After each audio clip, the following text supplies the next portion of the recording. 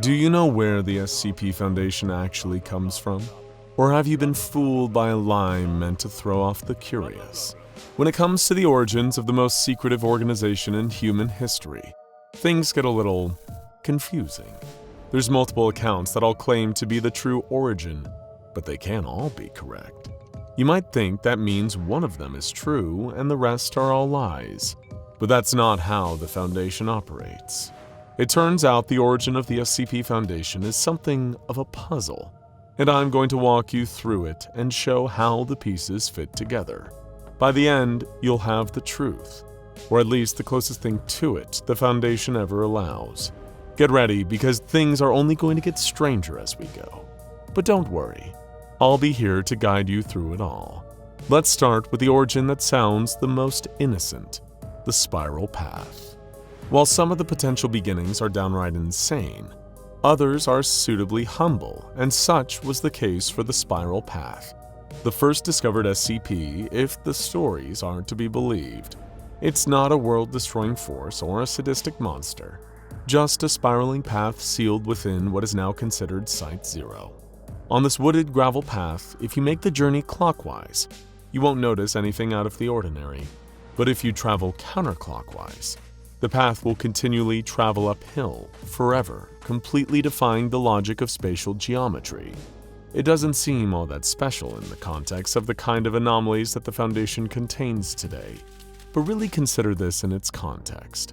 If this story is true, then this is the anomaly that showed the early members of the O5 Council that reality as we know it is not to be taken for granted, that there are more things on heaven and earth that are dreamt of in our philosophy. The experiment logs for this enigmatic anomaly are sealed under O5 clearance to this very day, and if someone had never happened upon this path, the Foundation would never have been formed, and the world would have ended who knows how many times over. But I want you to pay attention to something about this first origin story. Do you notice that it starts with something small, a path that shouldn't exist, and ends with complete containment? It's the first proof that reality can be managed. Remember that, since it's a theme you'll see again and again. The Foundation's real beginning is always a decision: classify, seal, and deny. But that's just one story of the Foundation's origins, and the next one isn't nearly as harmless. In fact, it caused a death that is now the namesake of one of the Foundation's most widely used pieces of containment technology. I speak, of course, of the prototype. It started with a number of mysterious deaths in a small South American town, with causes that range from what seemed like the attack of a savage animal to deaths from radiation sickness, despite no known source of radiation nearby. A task force was dispatched. A group of professionals across various fields formed in order to investigate cases that fell out of the purview of other law enforcement, security, and investigational bodies. They had no idea just how dangerous the threat they were about to face was, but it was the trial by fire that forged them into something new. The monster they faced that day in the village was the first ever aggressive anomaly, a terrifying extra-dimensional creature with a selection of extremely lethal abilities. Its body was humanoid, but long and exaggerated in its proportions, with skin that looked almost burnt. Perhaps that was a side effect of its bulbous, featureless head, dominated by a gaping, fang-lined maw and a staring eye in the back of the throat, a mechanism capable of producing localized portals and black holes that produced incredibly dangerous quantities of ambient gamma radiation. Without all the technology and experience afforded to the Foundation today, the first waves of troops against the monster were effectively being pushed into a meat grinder. Many were killed by deadly radiation exposure. Others dashed on the creature's claws. But despite their losses, they did manage to get it under control. Subdued, it was taken to a classified site for further study, functioning as the first de facto containment site for what would later become the SCP Foundation. However, getting the monster into containment wasn't the end of their struggles. It was only the beginning. The monster consistently broke containment while the specialists learned how to confine the impossible through pure trial and error, and many died in the process. One of these was a researcher named Dr. Ketter, and the Keter containment class was named after him as a kind of memorial. If this story is to be believed, it means that the prototype was the Foundation starting on hard mode, being thrown in at the anomalous deep end and told to swim or drown. And thankfully for all of us, they learned to swim pretty quickly. And what became of the prototype? It got a surprisingly mundane conclusion. The creature died of old age in containment in 1961, after many containment breaches and deaths caused. It's unlikely that any of the staff at its containment site were sad to see it go. But did you notice the second clue in this origin story? It's that the Foundation doesn't just contain anomalies. It contains the story around them. Even their language is a cover story, with Keter becoming more than just a class, but a type of myth the Foundation can repeat forever. And myths are useful, because they can pass scrutiny much easier than facts. That brings us to the next potential origin of the SCP Foundation, a classified object known as a sheaf of papers. A document called Confidential Report on Special Items Classified was discovered on some now classified government desk. And naturally, when you find a document like that, you immediately want to know what's inside. In the early pages, it described a nightmarish room-sized wad of flesh, the interior of which looked like just a normal living room. However, anyone foolish enough to step inside would have had their body converted into living furniture. It seemed like outlandish nonsense, some creepy prank played on by a bored civil servant, until law enforcement found an object that exactly fit that description. It was taken and held in a secret government laboratory for testing. Given the improbability of that being a coincidence, officials decided to take another look at this sheaf of papers, only to see the description of a fleshy computer that consumes human body matter. This, of course, was soon discovered, and this happened again and again and again, allowing these various interested parties to receive advance news of anomalies that would soon appear. It wasn't long until enough of them were recovered to make an organization dedicated to keeping these things away from the general public, an organization that would soon be known as the SCP Foundation. Seems pretty straightforward, right? They find an anomaly that lets them get the jump on other anomalies, and this leads to the organic growth of the Foundation over time. But things got a little concerning when the early researchers at the Foundation began to explore the causality behind what they were seeing here. In simple terms, was the sheaf of papers alerting them about anomalous horrors to come? Or was the act of reading the sheaf of papers causing the related anomalies to manifest? In other words, depending on what you believe about the sheaf of papers, the Foundation may have actually created the very problem they were formed to stop. Is it predicting the future or writing it? Because if it's writing it, then the Foundation wasn't formed to stop the problem. It was formed to manage the consequences.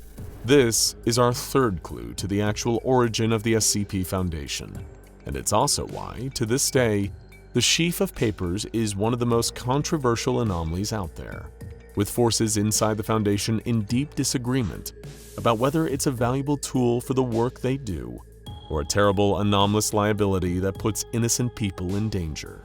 It's a question that gets stranger the more you think about it, but somehow, it's not even half as disturbing as the next potential origin for the Foundation, one that might have terrible implications for the future of the world, no matter what we do. Our tale here begins further back in the 19th century, when the American Civil War was soaking the landscape in blood.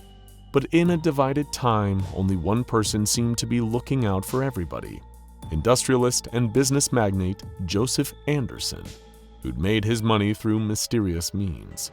If anybody had looked into it a little closer, they would have discovered the horrifying truth. He'd made a deal with the devil to gain his fortune, and he'd offered something truly nightmarish to his dark sovereign in return. But of course, he was excellent at keeping that hidden from the general public, especially in a time before mass media. His kind reputation and charity work made him a beloved figure across the broken states of America, and soon news spread that he was making an incredible factory that would employ thousands from all across the nation, a place that made anything and everything, and would accept workers from anywhere. The complex was the size of a large city, and it had rooms for all the workers to live on site. So the people left homeless in towns destroyed by the fighting would have a place to stay too. When the doors opened, people from all across the nation swarmed in to have a new lease on life thanks to the kindness of Mr. Anderson. Little did anyone know, their lives and happiness would be forfeit to an evil man's far grander design and the whims of his sponsors on the other side of the veil. The factory was perhaps the world's largest torture chamber, a hellish place with arcane sigils etched into the floor, where the blood of tortured workers would spill and sate the thirst of sadistic demons. The foremen of the factory were all monstrous acolytes of Anderson and the forces he served, and they took all too much pleasure in beating, torturing, and killing any workers who dared to fall behind on the back-breaking construction quotas. So what were they constructing here? This is where you begin to see the first whispers of what would later become the dangerous world of the SCP Foundation. The factory produced anomalous items which would then be distributed worldwide to increase the degree of violence and chaos out in the world, all seemingly in service of pleasing the demons that Joseph Anderson had made his investors. Perhaps if people kept getting lured into the factory for rituals and slavery, then they could slowly remake the entire world in their terrible image. Except something happened that Anderson and his evil cohort never expected. Someone got out. They escaped the factory injured and ragged and ran all the way across the state to the nearest Union territory. There they were able to tell the soldiers what was going on inside the factory.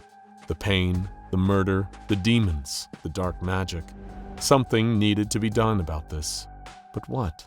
The message even made it all the way back to President Lincoln.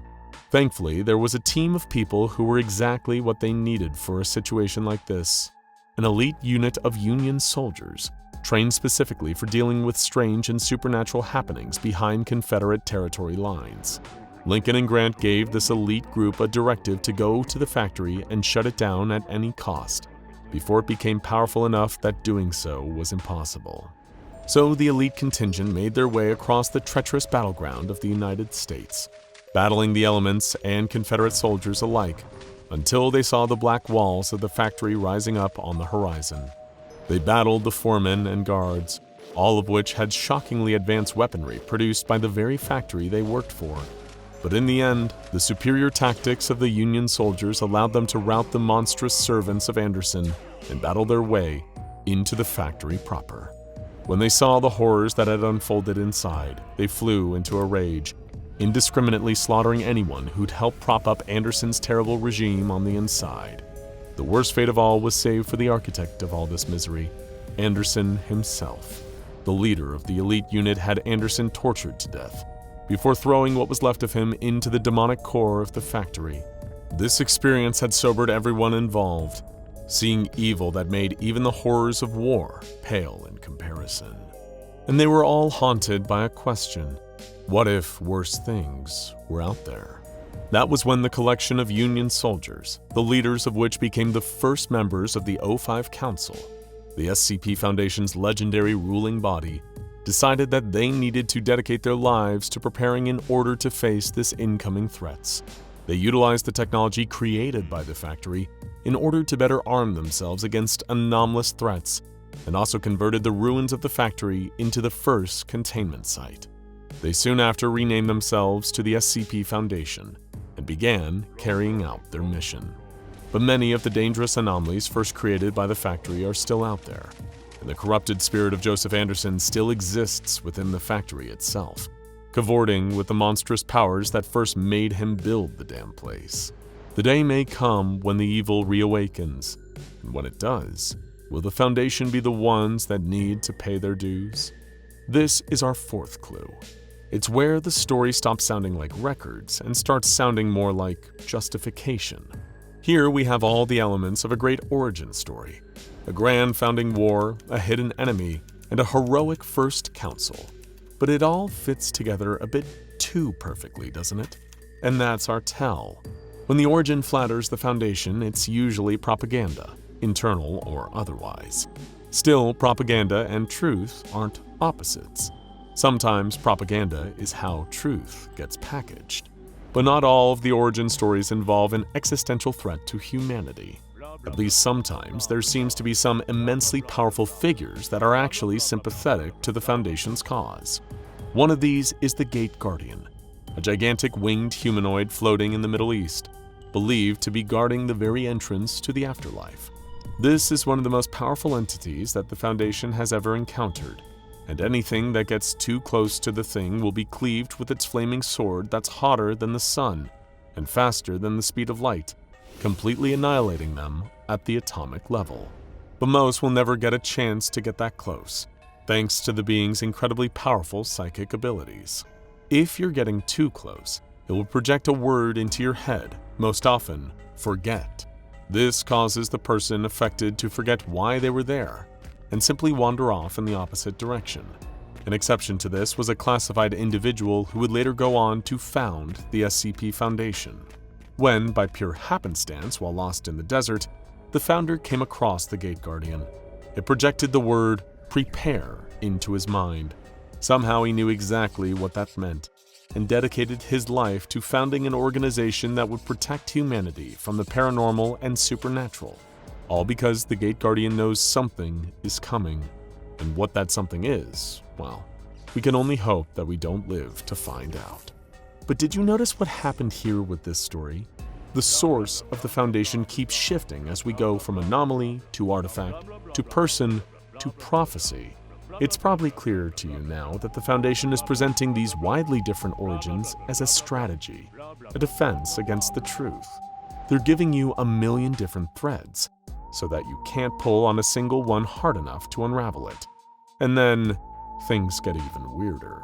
Sometimes, depending on who you ask, the Foundation's origin is so strange and mysterious that it feels almost like an anomaly that they themselves would strive to contain. Just ask the UIU, the FBI's Unusual Incidents Unit, the special department of the United States' premier domestic law enforcement organization that investigates the strange and paranormal. X-Files, eat your heart out. They claim to have documented how the Foundation really began, and it all started with an abandoned school building under their investigation for strange activity. The first team that the UIU sent to investigate the matter mysteriously disappeared, causing them to send a second team. But what that team saw defied explanation. Little by little, advanced teams of guards and researchers began to simply appear in the building, along with equipment for containing anomalous items and creatures, followed by the anomalous items and creatures themselves. And the strange part? The leaders of it all seemed to be the first team that the UIU had sent to investigate them. They'd somehow become the O5 Council. Now our puzzle is truly beginning to take shape. The Foundation doesn't start in the past, it loops. An organization that somehow just appears fully formed with leadership that shouldn't exist yet. The Foundation itself is behaving like an anomaly. It wasn't founded or built by any one group. It's self-authoring. Remember that. Still, somehow, that idea isn't quite as strange as the two more possible origins of the Foundation posited in the very deepest and darkest of their files. Beginning with, appropriately, the Black Moon. One day, people are going to start disappearing from the face of the Earth. Handfuls at first, but then thousands, hundreds of thousands, millions, billions. And when this happens, it will be because of the terrible influence of the Black Moon.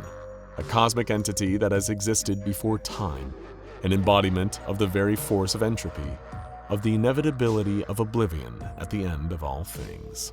And since the dawn of this monster, the Administrator has fought it. The Administrator of the SCP Foundation is immortal, and has been locked in an eternal battle with the Black Moon. The creation of the SCP Foundation was, in a sense, just another chess move in this endless battle, allowing him to create metaphysical technology and weapons that would someday be useful in a true, definite clash of wills between himself and the monster that wishes for an end to all things. This origin story does something very clever. It makes the Foundation feel inevitable. Here we have an immortal leader facing a cosmic enemy. It's almost religious in its ideas, and it gives a grand purpose to the Foundation that perfectly explains everything. But what if it explains things too perfectly? That itself is the clue. The Foundation wants to close this case, to get you to accept this as the ultimate origin and stop looking. But as we well know, The Foundation doesn't just close cases, it contains them. And that brings us to what is the strangest potential origin for the SCP Foundation. That honor goes to the database, perhaps the trippiest realization of all. An internal investigation within the SCP Foundation revealing that, in fact, the entire organization was an online fiction writing project, created by a number of bored science fiction and horror writers. So, here it is. The answer that sounds like the end of the mystery. The Foundation is just an online writing project. Fiction. A neat little box to put everything in and forget about it. But if you've been following along with the clues, then you probably send the problem with that answer, because every file, no matter how different it is, shares the same fingerprints. Every one is about one thing: control, classification, compartmentalization, plausible deniability. A system designed so the truth is never sitting in one place long enough to be proven. That's what this puzzle really is. 7 origins that can't all be true, because they were never meant to be. They're competing masks that do the same job. Keep outsiders arguing about the start, while the work continues uninterrupted. Which is why the database is the most dangerous one of all. Because if you were the most secretive organization in human history, where would you hide? The answer is right in front of everyone. A public fiction project with millions of watchers and readers and yet 0 witnesses. The SCP Foundation doesn't need you to believe it's real. It only needs you to believe the idea of it is harmless. And now that you've seen the tells, you get to decide what you're looking at. Which origin is true, and which is a lie cooked up to throw off the enemies of the Foundation. The only way to really know is to investigate further, and you'll be pleased to know that you can do just that. We've got full videos on every entry we've discussed here, and links to them are down in the description. Just be careful. I know the kind of lengths the Foundation will go to protect their secrets. Now check out SCP-001, Can SCP-049 Finally Cure When Day Breaks? Or Insane SCP-001 Fight, Gate Guardian vs. Scarlet King, for more.